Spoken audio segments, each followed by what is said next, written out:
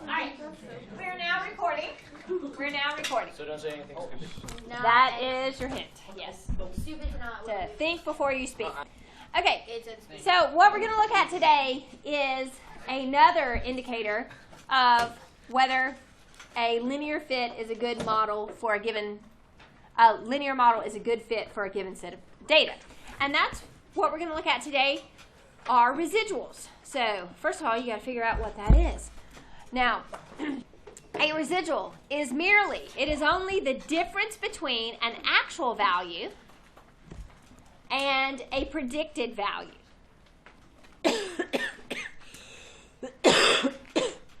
An actual value and a predicted value. So all a residual is the actual value minus the predicted value.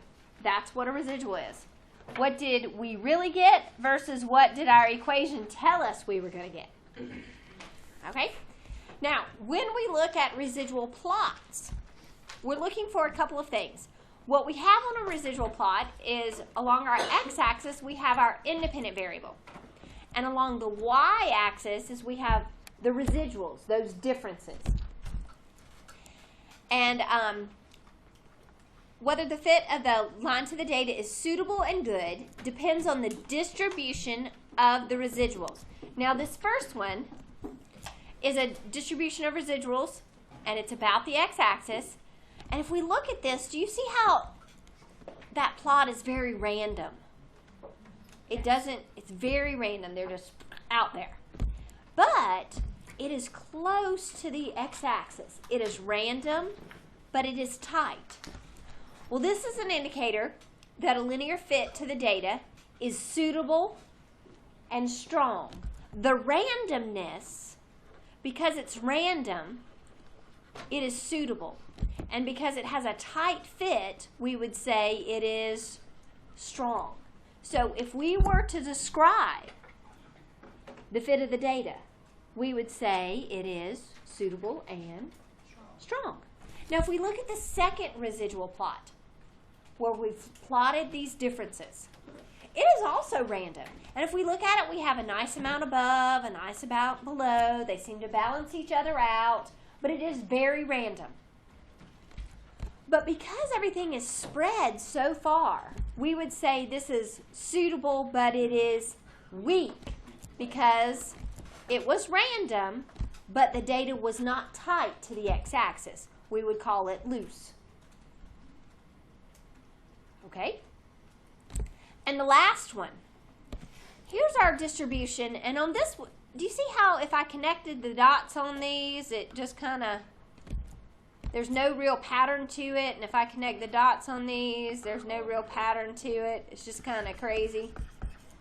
But if I connect the dots on this one, if I look at it, the third one in that manner, it kind of goes down and back up. Do you see that it has a pattern? It's not as random or haphazard. And because it has a pattern and is not random, a linear fit may not be suitable for the data. So what are we looking for? We're looking for randomness. We're looking for an equal amount above and below the x-axis. And we're, in best case scenario, it would be close to the x-axis, a nice tight fit. So if our residuals do those three things. Random, kind of balanced out with positive and negatives, and a nice tight fit, then we would say it is suitable and strong. Got it? All right.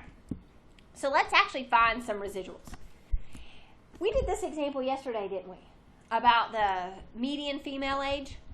Yeah. So we're going back to yesterday's example on the median female age, and it takes us from 1970 to 2010, and the median female age was increasing. So as the year increases, the median female age also increases. And when we look at this, that's a nice positive correlation. And yesterday we found a line of best fit for that. So here they've given us that equation for a line of best fit. They did a little rounding here, and because of the rounding, we're going to have a little bit of error in a minute, but we'll go with it. Okay, so how do you find residuals? Residual is the actual data, which we already have here in our table, which we've listed again down here, minus the predicted data. How do we get the predicted data again? Okay, Matt? Well, what we do is you would plug it into your calculator, and you would find the slope and the regression. First, we'd have to come up with the equation, but on this one, they gave us the equation. So you're right. We'd first have to find the linear regression equation, and then to find the predicted data, we would take our independent variable and plug it in. If I plug 10 into this, what do I get out? Well, the next I'm going to have to plug in 20, and the next I'm going to have to plug in 30, and the next I'm going to have to plug in 40. Is there a feature on your calculator that might help you out with Yeah, this? it's the multiplication button. The table. The table will do it all at once. So everybody, turn on your calculators. Let's hit the table button. Go down to Edit Function and type in that function, 0.25x. Remember the x button is right beside the 4 plus 0.29. Now, obviously, we could do all this by hand.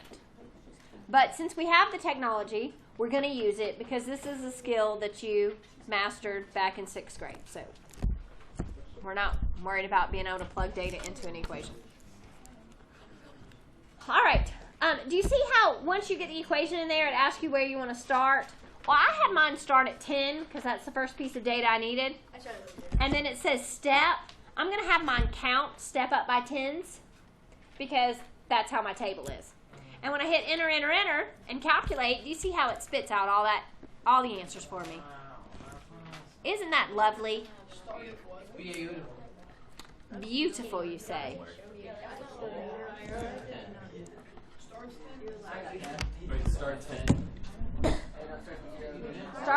I started at 10 because the first piece of data that I needed was at 10. I don't know why it's done.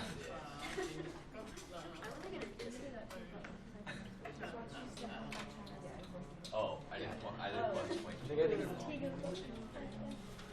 Now it's yours. Okay, is there anybody that has questions about how to operate the table? Okay, so now we're halfway to getting our residuals because we found all of our predicted values. Well, a residual is simply actual minus predicted. So here we did 29.2 minus 29 is the 0.2. So here we would do 31.3 minus 31.5, and that would give me a negative 0.2. 34 minus 34 is 0. 36.5 minus 36.5 is 0. 38.2 minus 39 is negative 0.8. Okay, so these are my residuals. Now, when I do a residual plot, I graph the independent variable along the horizontal axis. So when I graph it, and don't graph it because we're about to flip the page and you're going to graph it over there. Here would be time, years. So I would count out 10, 20, 30. And along the y-axis, my vertical axis, I will graph my residuals. Well, this looks like it needs to go at least down to negative 0.8. So I might say like 0.2, 0.4, 0.6, 0.8, and then down here, negative 0.2, negative 0.4, negative 0.6, negative 0.8. And we would graph that data. If you'll flip over, they have a graph already set for you. If you'll just plot the time versus the residual. So this column versus that column, and we're going to look at this residual plot. See if it tells us anything about the goodness of the fit of our model.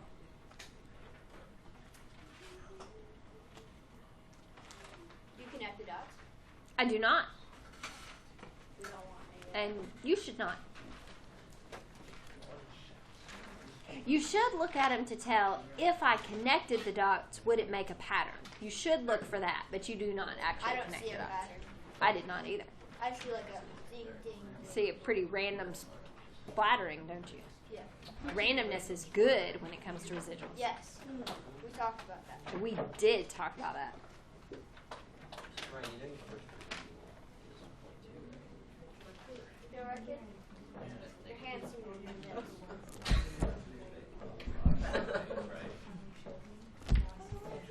Okay. So, when you took this data and you plotted it, did your residual plot look something like that? Okay. So, do you see we have some above, some below, no pattern to it, so it's fairly random. And it's somewhat balanced. Well, we only have 5 pieces of data, Yeah. so it's hard to make it perfectly balanced, but this one is somewhat balanced. So, I would say it's somewhat balanced. It's fairly random. So, would this residual tell me that a linear model is a good fit for the data? I do believe so. I would say a linear model is a suitable fit.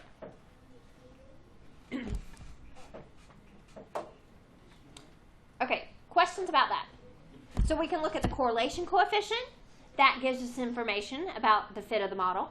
And we can also look at the residual plot. Now, tonight's homework doesn't have any residual plots on it, but tomorrow I have a couple activities that we're going to do. Tomorrow's kind of a practice what we've done all weekday. And we will be doing some residual plots in class tomorrow, where you have to do every single little part. So you'll fill out the whole chart, you'll plot the residual plot, you'll look at it, you'll go, is it random or does it have a pattern? Does it tell me if it's a good fit? We'll make some predictions from our data tomorrow. Let's go back and look at this data though. I'm going to have to go over to the computer to make this work right. All right, so if I were to do the residual plot, if you had to do it by hand, what you would need to do is you would go back in and take this equation here and find the values. Woo! Coming back. Here we are. Take this equation and determine what your predicted values were. Then find the difference between each actual value and each predicted value. And that wouldn't be difficult. You just need a little table to write down your data, just like we did a moment ago. But on the graphing calculator, I can make it actually give me the residual plot. It will do the calculation for me. So let's take this data that we looked at a minute ago with our discus throwing. And what we're going to do is we're going to say on the x-axis, please leave the independent variable as L1. But on the y-axis, please change that to residuals. So I'm going to make my calculator do that. I'm going to tell it, change to residual. Do you see what choice 7 is? Residual. And now when I look at my graph, do you see my nice little residual plot? Is it random? Yes. Does it look fairly balanced? Do I have about an equal number above and below? Yes, I do. Now, you may say, Miss Willoughby, that does not look very tight. And I agree with you. It does not look very tight. But the reason it does not is because of the scale. Do you see how close this is right here? And the scale on this side, do you see the first little tick mark is way down here? So it's been vertically stretched. If I were to go in and work on that scale a little bit, if I change that scale for the y-axis and made it closer to what the scale is for the x-axis, let's see how that looks.